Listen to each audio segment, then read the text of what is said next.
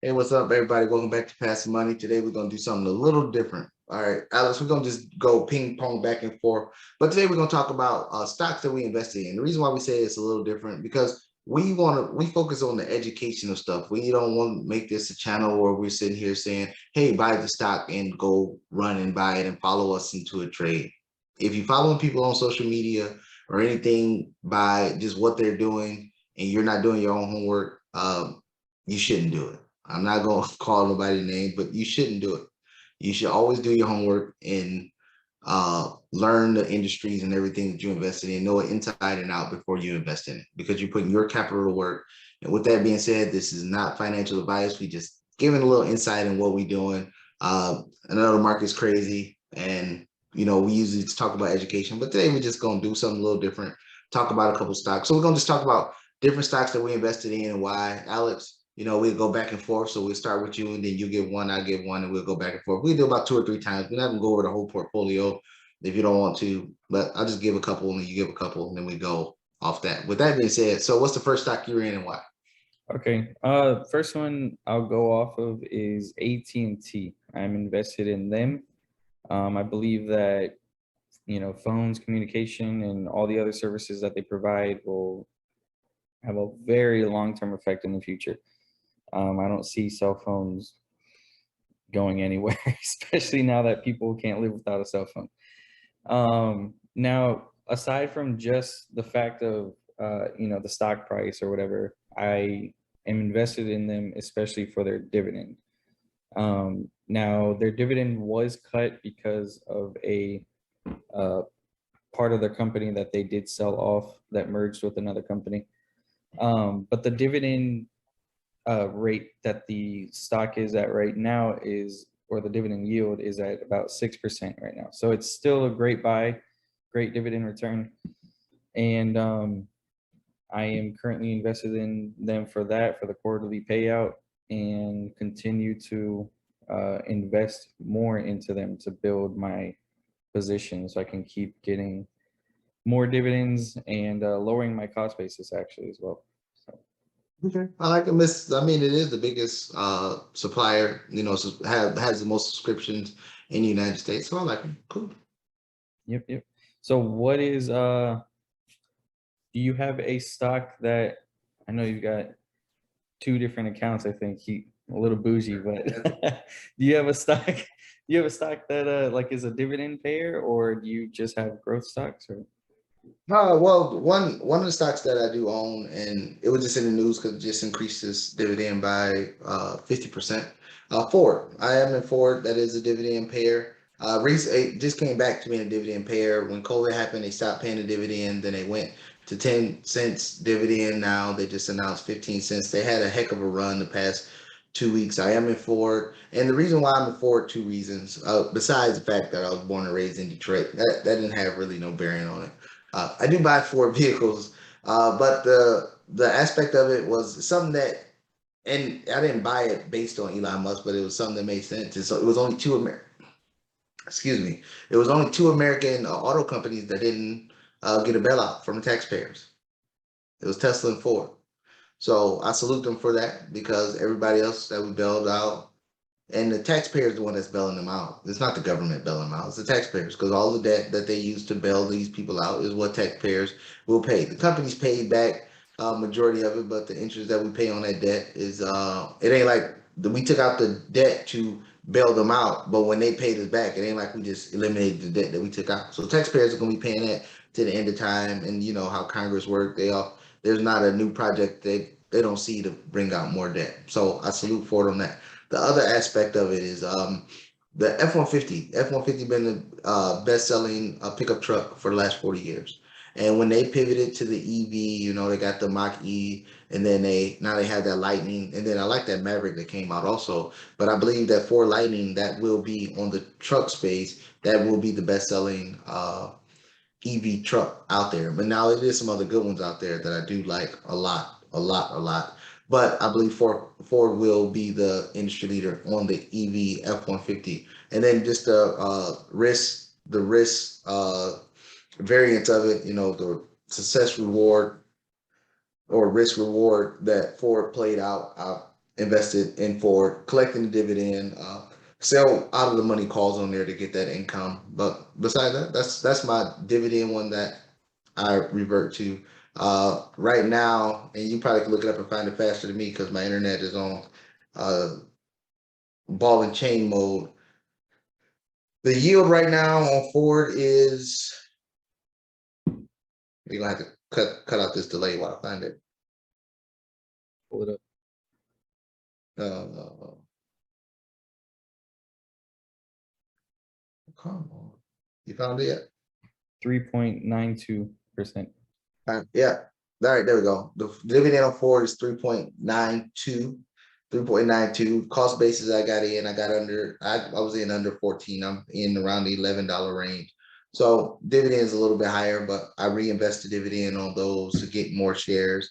And then of course sell calls on the upside of it to collect in more income on a weekly basis. Very nice. All right, so Alex, what else you Yeah. got? No, I did forget to mention too, I do sell calls on AT&T as well. So that is about an extra $200 a month coming in on that. And most of the time I just use that same premium from AT&T and just put it back into AT&T, unless I've got another trade that I'm doing. But the next stock that I will talk on is CGC, or Canopy Growth. We actually talked about this in a previous video, but that is probably my highest, or not probably, it is my highest premium paying stock, just because of how much I have invested in it. I would say conservatively, just on a regular basic month, probably pulling in about 1,200 that I'll see going forward per month. Um, so invested in them, and I am invested in them because I really do believe the marijuana industry will no longer be in prohibition, and it will be legalized in the United States federally, on a federal level. And the backing that Canopy Growth has from Constellation Brands, they'll have great access to the American market because they are a Canadian company. But I see the company or that industry exploding once that ban is lifted off of them. Okay. Makes sense. Makes sense. My next one, I got my number two. I got a lot of them, y'all. So bear with me here. My number two that I have Dutch Bros. Dutch Bros. I want to bring that one up. We both do. Dutch Bros. A very good friend of mine. I was visiting in Colorado. I never heard of Dutch Bros or anything like that. And I went to Colorado, and then he was just like, "Hey, we're gonna go get some coffee." I'm not a real big coffee drinker, but I said, "Okay, sure." And then we drive past the competition. We drive past Starbucks, and I'm like, "Hey, we can get coffee right there." And then I noticed at the Starbucks, it was one car in the drive-through, and then he said, "No, you got to try this." And we end up going to Dutch Bros, and it looked like we was in a Chick-fil-A line. I was like, why don't we go around and get to Dutch Bros? They said, no, this is the line. And it's 2 lanes wide. The cars all the way out in the street for, the product that they have. And I'm looking like, what the heck is this? So I'm thinking that is no way in heck is better than Starbucks or nothing like that. So I'm a foo-foo coffee drinker. So I got my mocha coffee. They made it with chocolate milk. I thought it was gonna be disgusting. And I like coffee like cool all the way down before I drink it because I don't like hot coffee, but I don't like iced coffee either. So, but I drank it. I drank almost all of it before we even left the parking lot. I wanted to turn around, and then the next thing I did was I looked to see if it was a publicly traded company, and just coincidentally, the company went public the same week that I was there. And then I waited for a couple of weeks, and then I dove in on it. I believe I called you when I was in No, we actually met up. Colorado, and I told you about it. We actually met up at a Starbucks, and you were telling me about it, which was funny because when you had mentioned that the line was more packed than Starbucks, I think it was the next day. I think we met up on a Sunday. The next day I bought the stock, and you were like, "What? You already bought it?" Like that was enough for me to just buy. So I am also invested in that stock as well. But yeah, I mean, just the way that they're growing, and I told you as well, I had went out to California and Mhm. same thing. Went to a Dutch Bros there. Line was wrapped around almost into the street, and but the service was quick. I mean, just like Chick-fil-A, they get you through real fast. But Yeah. And so I'm playing that. I'm playing that one the long term. That's a long term play for me. When the stock dipped down in the 20s, I know you got something there. I'm also selling calls over it. They have weekly calls, so I'm bringing in income that way also. I don't know, about 500 a week. I'm planning on grabbing more shares next week with the play I got on the put side. Um, but yeah, so Dutch Bros, that's another one that's in the bag for a long term hold to play out. What's same. your number three? Well, that would be my number three, but I'll go to the next one. Probably just the mutual fund that I'm invested in. Okay. I know it's a fund that consists of multiple stocks, but I'm invested in it strictly because I'm using it as a investment property fund. Basically, if I'm gonna go into a property, instead of having to dip into my portfolio where I'm taking income out of the options, dividends, such like that, I can go into this fund and just pull uh, capital out of that to deploy into a investment property. And it's a mutual fund that is mimicking the S&P 500. So what's the symbol? Symbol is BSPAX. And that's it's an index mutual fund that mimics the S&P 500. Correct. Yeah. So what made you get into that fund? I wanted to get into one that was based off of the S&P 500. That was what I was looking at, and the fees are very low. It's if you cash out after 90 days of um, depositing money into the fund, it's like a $45 cash out fee, which if you have a lot invested, then it's very little. But that was the only fee on it. As far as like maintenance Yeah, and everything was low. yeah, and the reason why I like that fund that you're in is because a lot of people base their performance on if they are beating the S&P 500. If you can't beat it, or if you don't want to try to beat it, why don't you just be in the index that everybody's trying to beat? And most mutual funds, 80% of them can't beat the S&P 500. And once you account for fees and everything else, they can't beat them.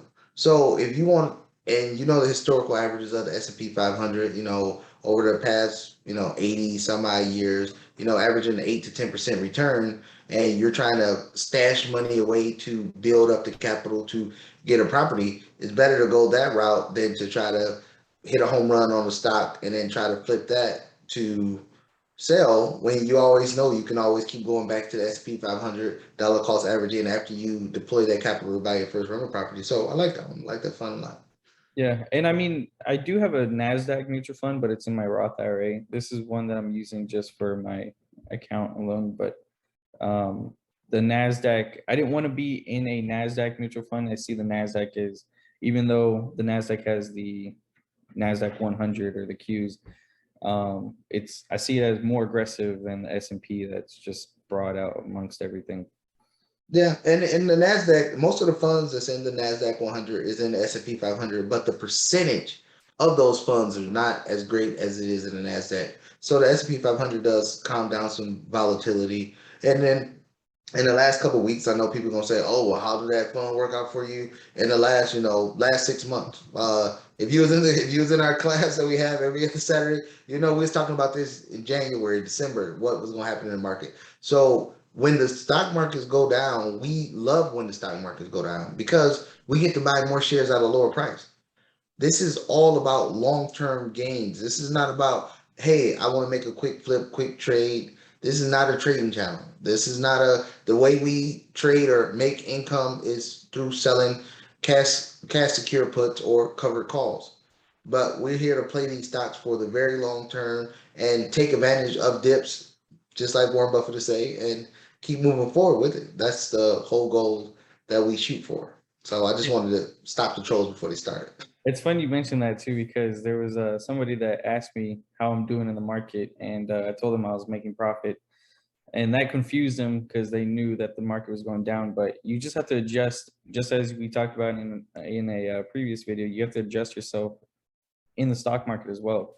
If you're in a bear market, learn how to hedge those your trades. Learn how to sell. If you're buying puts or you're selling calls, and learn how to make money as the market goes down, and at the same time using that capital to buy cheaper stocks. So exactly. That's exactly how you do it. All right, my number three, I'll call out because this my baby. This the one I talk about a lot. That's really nice. I'm calling out SoFi. I'm Okay. calling out SoFi, and again, this is not a stock recommendation, people. But I do have a large position in SoFi, and this is why I'm playing SoFi. I'm playing SoFi for the student loan. SoFi is the biggest student loan provider in the United States. I know we're in a moratorium right now on student loans.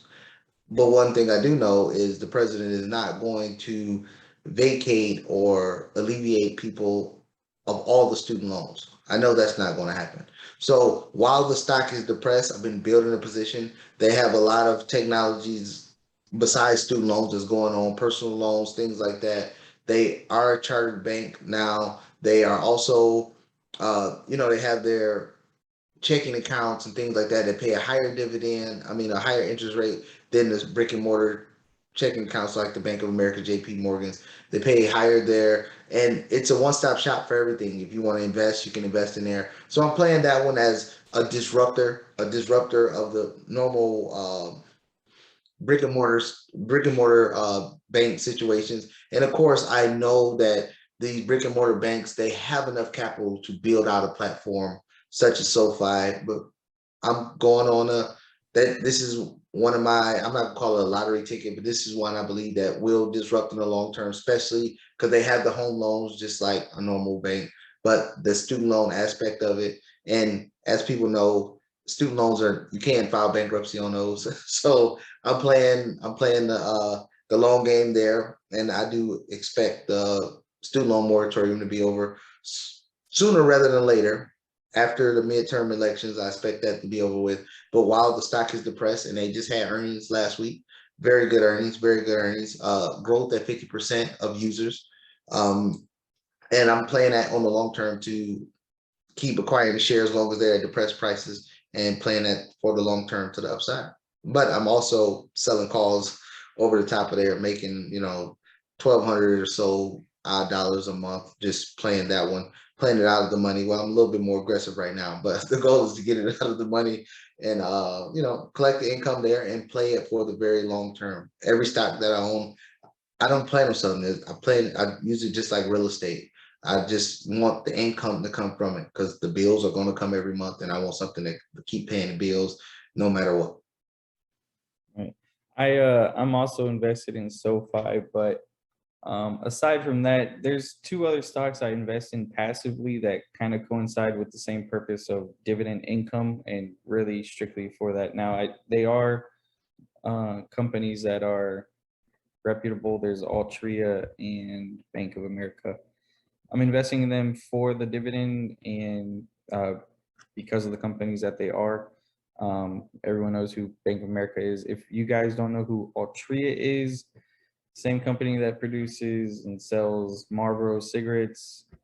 They own 45% of Kronos Group, which is a marijuana stock that we talked about in a different video. And I'm invested in It them. has an 8% dividend also. 8% dividend. And what is it, 60? Is it 62 years now that they've been consecutively raising their dividends? So, It is a dividend king also. yep. So the reason though I'm invested in those three for dividends, AT&T, Bank of America, Altria, is they pay out on every other month. So like one will pay January, the other February, the other March. So and And so. then it keeps, so you're getting a dividend check every month from each one of them. So I'm thinking, I like that strategy also. And this is all about just bringing in an income. And with that, guys, we just want to give you an insight of what we're doing. This is, again, not financial advice. We're not trying to tell you to follow in our steps, but we just let you know that's what we do. It's all about passive income. That's what the channel is all about. It's all about passive money. And this is what we're here to do, to educate people on things that we do and to achieve those goals of financial freedom, to always have money coming in, to pay the day-to-day lifestyle, and really using other people, because Altria is based, I mean, all these dividend stocks or all of this, we selling options and stuff like this. This is other people money that's paying us to do what we do. And it's, we spend 5, 10, 15 minutes a day putting in these trades, and we reap the benefits of the income that they provide. And it helps support our families and give us that financial freedom that we can get from a W-2 job, because we only way we can stop selling premium or stop collecting dividends is if we fire ourselves. But if you're still in a W-2 job, anybody can fire you. So that's our goal, and our aim point here is to show you how to make money outside of the normal W-2 job. With all that being said, thanks, Alec, for giving us insight into your portfolio. And for everybody else, we'll see you in the next video. See you guys.